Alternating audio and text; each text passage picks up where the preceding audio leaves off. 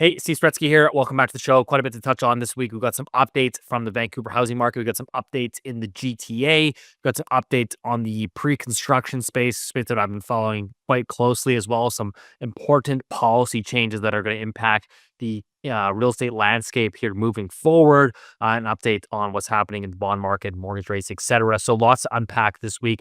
First and foremost, have to start where I'm located here in Vancouver, watching the housing market very, very closely, looking at the data coming out for the month of June as we head into July. Um, June sales figures, the lowest in 20 years outside of June 2019. So June 20-year low in home sales, just shy. June 2019 was the low. So this is the second fewest home sales in 2 decades across Greater Vancouver. So really no real uptick in sales activity. Of course, we're seeing still pressure on new listings, particularly in the condo space. And this is what I really want to highlight is there are some important variances that we've been talking about on the show for a number of months now, which is if you look at new listings in the condo space, particularly all-time record highs. So the number of people listing their condos for sale in the month of June hitting all-time record highs. This is in stark contrast to what's happening in the single-family housing market. Now, again, keep in mind is we don't build new single-family housing. In fact, new single family housing starts in BC running at 30-year lows. Why? Because there's just no available new land to build on. We just don't build that product today. It's a luxury type of product. And so if you look at new listings in the single family housing market, you're actually, while you're elevated, you're starting to increase, right? You're seeing it's up compared to what it was 2, 3, 4 years ago, but you are still well below 20-year averages for new listings. So what we're seeing here now is again a significant bloat in the condo market. Again, when you have record high number of new listings coming to market and some of the fewest home sales in 20 years, you can imagine what that does to overall inventory levels in the condo space, where you now have 7 months of condo inventory for sale in the Fraser Valley in the suburbs. You've got 8 months of inventory for sale. So imagine trying to sell into that market. Now, I'm going to make an important distinction for home sellers here that are paying attention. If you want to sell in today's market, there's really basically three ways you're going to sell in today's market. Number one, you're going to get very lucky. So you can hope. And hope is not a great strategy. You can hope to get lucky. That's number one. Number two is you have to have something very, very unique. Maybe an amazing view. Maybe you've got, these crazy vaulted ceilings, a very high-end fancy renovation with awesome furniture, great staging in an awesome location. Okay, so you stick out. You're something very, very unique that is coming to the market. Or number three, your price is so attractive, i.e., you are priced well below recent comparable sales, that your price is so attractive that somebody is basically compelled to step up to the table. So again, you're either getting very, very lucky, you have something very, very unique, or you're priced very, very well. And so the reality is most people don't have something unique to sell. Most people aren't really getting that lucky, and most people don't really want to reduce their price. And so what you're seeing again is 7 to 8 months of inventory, depending on the market that you're in, and ultimately prices squeezing lower. And so as a seller, you can either follow the market down, which is to say, if you've got 10 one-bedroom condos for sale in your building, you can wait for that one seller, the one seller that says, hey, you know what, I'm desperate, I need liquidity, and I want out of the market. I will take the lowest bid that comes to me. And they basically reprice the other 9 units for sale, or you can be the one to set the market in your building. So you can either follow somebody else that will reprice the building for you, or you can step up and do it yourself. And so those are really the options in today's market. I think that there's a lot of buyers, sellers that are learning very, very difficult lessons in this market today. And this is really what's transpiring in the GTA as well.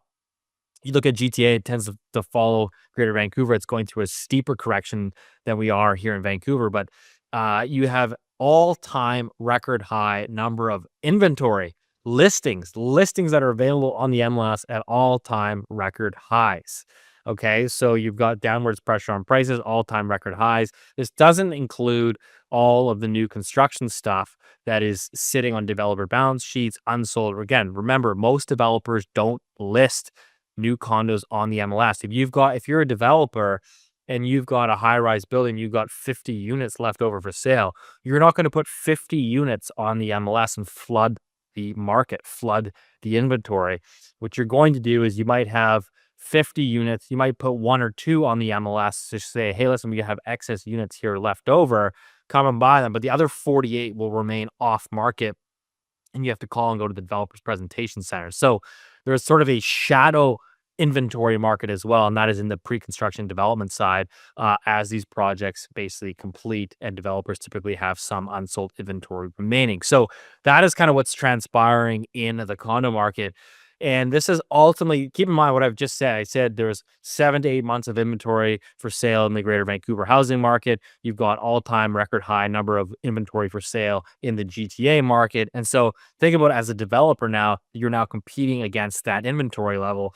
And what we're seeing is this is putting huge amounts of financial strain on the development community. We talked about it, a couple weeks ago, which is, Greater Vancouver's largest pre-construction marketing firm, the Rennie Group, laying off 25% of their staff. West Group, one of the largest developers, coming out publicly and saying all of the large developers effectively are laying off their staff because if you can't sell new housing and you have a bloat of inventory that you need to get rid of, you don't have any sort of revenue or cash flow coming in the door. And so you have to start cutting staff and basically trying to keep companies afloat. And this is where I'm getting into. I think there's an existential crisis that is brewing in the construction market. I've talked about this for months and months and months and months and months, but the when you have a pre-construction market that has basically come to a standstill because what's happening today is the cost of building new is so expensive because most of the time developers are price takers. You bought your land is a fixed price. You bought it 5 years ago, 10 years ago, 12 years ago. You can't change what you paid for the land. You can't really change interest rates. Those are set by the market. And you can't change commodity prices, which is, cement and wood to build your building. So those are set by the market. What you can do is try to push trades around and ask them to take lower wages. That can be sometimes difficult to do. And so you actually can't deliver new product for what the market is willing to absorb it at. And you actually have to get those new construction prices down even further because the resale prices are dropping. And what we have today is a large gap between resale prices and new construction prices. There's a huge gap in there. And so when you have 8 months of inventory available, why would you pay 10 to 20% above market for a brand new product you have to wait 3 years to complete on? And so the development community is running into a problem today where there are no new home sales. In fact, it has gotten so bad in the GTA that we are currently looking at a scenario where you've got 42, 42 new condos sold in the month of May in the entire city of Toronto. 42 new home sales. Basically, you have a situation where there are no sales. There are no sales to keep the lights on and get these projects off the ground. If you kind of expand that out further, and if you look at the GTA as a whole, the entire region, you say, well, don't just show me the condos, show me the townhouses, show me the single family houses. How many homes did we sell? 345 homes sold in the month of May. The 10-year average is 2750 for the month of May. You're at 345. And so the dramatic drop off in new home sales is, if this isn't a crisis, I don't know what is. You have a scenario where, again, there are no new home sales. And what happens when you have no new home sales today, it sows the seeds for a future housing crunch or future housing shortage, which again will probably not show up in the next couple of years, but will show up 4, 5, 6, 7 years down the road and say, holy crap, we never built any new houses in 2025 and 2026. And that is creating the shortfall that you have in 2030.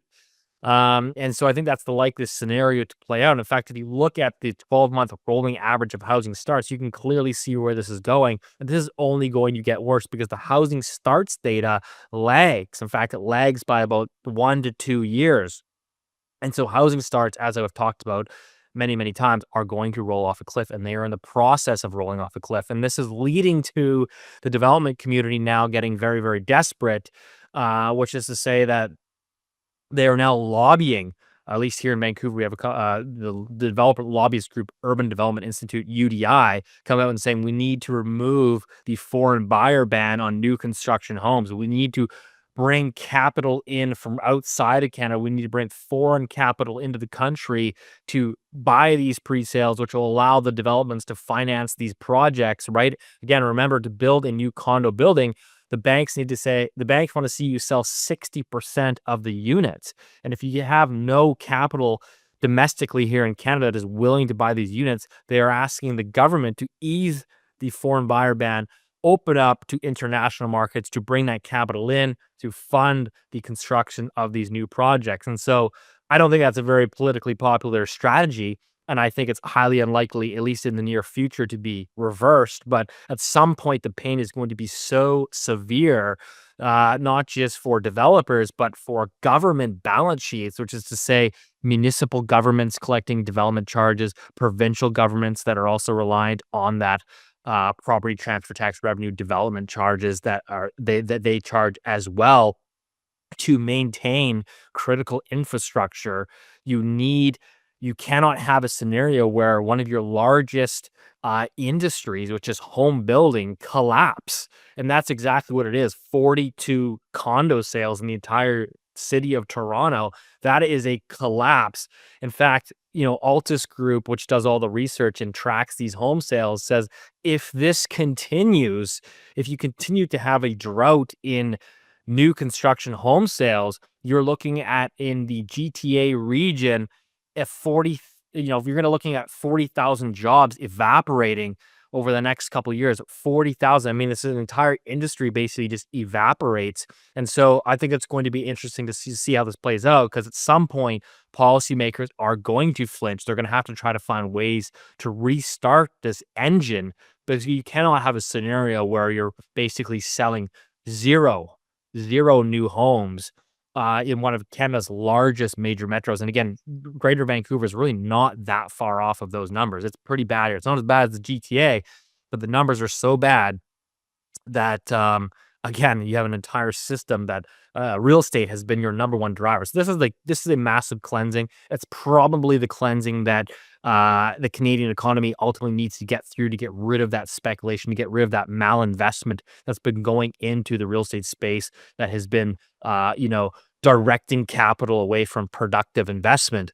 But let's be honest, you still need capital coming into the housing space. You still need capital to build housing if you believe that longer term, structurally, Canada is underbuilt, or if you're going to continue to see population growth, maybe not this year, maybe not next year, but if you want to have population growth in 27, 28, 29, which, let's be honest, is required to support the entire Canadian tax base and the pension structure, you're going to have more immigration again, and you're going to need housing for these people. So no new housing starts today sows the seeds for the shortfall down the road. And this is, in my opinion, is a crisis. And we're seeing it unfold in real time. Again, multi-decade lows in home sales and virtually no new home sales.